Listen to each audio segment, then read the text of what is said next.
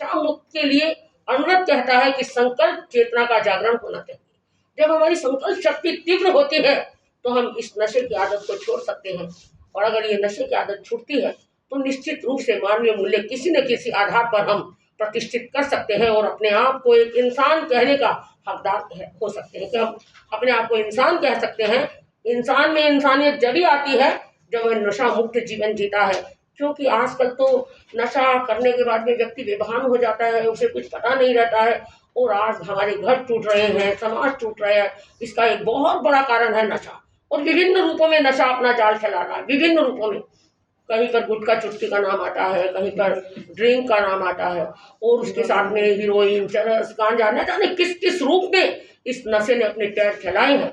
बहुत जरूरी है अति शीघ्र इस नशे के पैर सिकड़े, नशा मुक्त समाज बने तो एक खुशहाली का वातावरण बन सकता है। इसके साथ साथ में अनुव्रत सप्ताह में अनुशासन दिवस को भी रखा गया। अनुशासन दिवस, क्योंकि निज पर शासन फिर अनुशासन, ये गुरुदेव तुलसी का ये नारा है कि हम अपने आप को अनुशासित करें।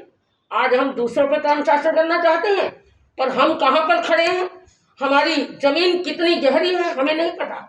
हमारा खुद का अनुशासन टूटेगा तो हम दुनिया को अनुशासित रहने का संदेश नहीं देने के हकदार नहीं है। तो इसलिए अनुशासन दिवस भी अनुव्रत सप्ताह के दौरान छठे दिवस ये मनाया जाएगा। और सातवां जीवन विज्ञान दिवस, जीवन विज्ञान, क्योंकि हम सब जानते हैं कि हमारी अगर आने वाली पीढ़ी मजबूत होगी तो फिर हमारा समाज और आगे बढ़ सकता है। हमारा देश का भविष्य बच्चों पर टिका हुआ है। बच्चे देश की तस्वीर है, उनको सुदृढ़ बनाने के लिए जीवन विज्ञान एक ऐसा विज्ञान है कि जो बच्चे पढ़ते हैं, विद्यार्थी हैं, उनके जीवन को रूपांतरित करने की कुछ विशेष टिप्स सिखाए जाते हैं।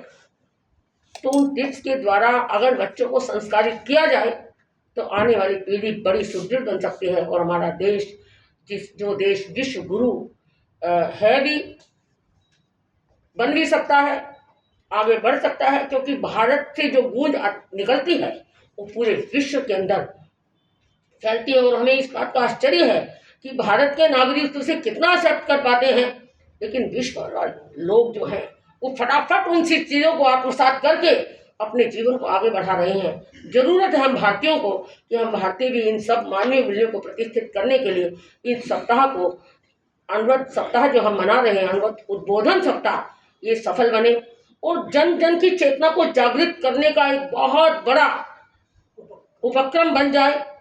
तो निश्चित रूप से हम अनुव्रत उद्बोधन सप्ताह मना रहे हैं। हमारी अनुव्रत समिति के अध्यक्ष यहाँ पर मनोज जी बैठे हैं, हमारे शांतिलाल जी यहाँ पर विद्यमान हैं, हमारे राष्ट्रीय अध्यक्ष हमारे राजेश जी हैं, हाँ हमारी राष्ट्रीय कुसुम जी लूनिया यहाँ पर विद्यमान हैं। तो ये राष्ट्र स्तर पर अपनी भूमिका निभा रही हैं, आप सब दिल्ली के स्तर पर अपनी भूमिका निभा रहे हैं।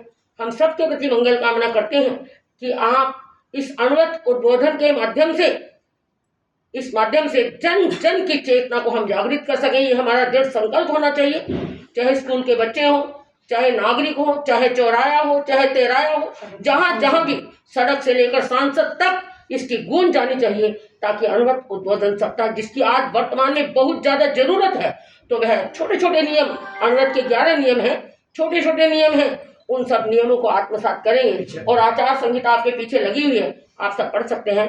तो मैं पुनः एक बार मंगल कामना करती हूँ अनुव्रत समिति की तरफ के लिए। राष्ट्रीय स्तर पर हमारा जो अनुव्रत विश्व भारती है, वहाँ से निकलने वाली गूंज जन जन की चेतना को जागृत करे। बहुत बहुत शुभकामना, बहुत बहुत मंगल कामना। ये जो